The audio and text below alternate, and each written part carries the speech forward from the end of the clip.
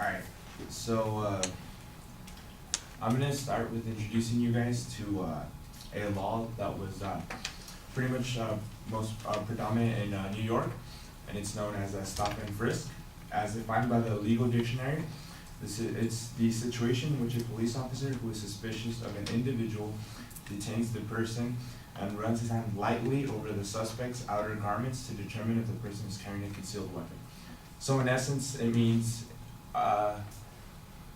can search you, assuming I'm a cop, I can search you with reasonable suspicion, because prior to this, most searches would be warranted searches, and they would need probable cause for them to be for the process to go as fluid. However, now with New York and this law, it's a lot more. I guess they would say efficient to say, hey, I feel like this guy either committed a crime or is in the process of doing so, and so I'm gonna search him. So the stop and frisk law is an inefficient means of crime reduction and should not be justifiable under the Fourth Amendment protection of unreasonable search and seizures, which is how they got around it. The law has been shown to target mostly African Americans and Hispanic Americans, which is, they say, is even discriminatory by its nature, and it's constitutional under unreasonable search and seizures because the life of the officer could be at risk if there is no time to get the warrant, if you did feel like the crime was committed or is in the process of being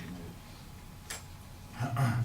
Unreasonable, however, is an understatement, considering the inefficiency of the tactic, as it does not assist in retrieving weapons and has been noted to just retrieve the dignity of innocence. The New York Civil Liberties Union discovered that nearly 9 out of 10 people stopped and frisked New Yorkers have been completely innocent, according to the NYPD's own reports. So despite its lack of inefficiency, advocates of stop and frisk cite the decision of Terry versus Ohio in order to get it to be constitutional, which is Terry v. Ohio was, in a nutshell, pretty much it would be the searching of Terry Frisk, which is how the law got its name, stop and frisking, was because he was in the process of, and the ruling was that because of the danger of the crime and the nature of the suspects, the police are again putting their lives in danger, and so it is constitutional. Because police have reasonable suspicion the person has committed or will be committing a crime and thus is armed, therefore placing the officer in danger, and that was the text of and that is the test they use continuously to get around how it is acceptable. Examples of inefficiency are the result of it being argued to be an excuse to target African Americans and Hispanic Americans, thus creating racial inequality and even discrimination by overgeneralizing or stereotyping all Hispanics and blacks to either be guilty of committing a crime or in the process of committing a crime. The New York Times has discovered the most recent mayor, Bill de Blasio, and has addressed to reform the issue, which only goes to show that it's been completely inefficient. And again,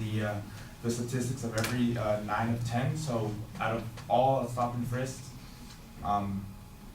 one is either carrying a weapon, and even then they say the one person who is carrying the weapon is doing so for self-defense. So, well, that is the claim that the people, I mean the police, the NYPD reports say was the reason for that suspect carrying the weapon.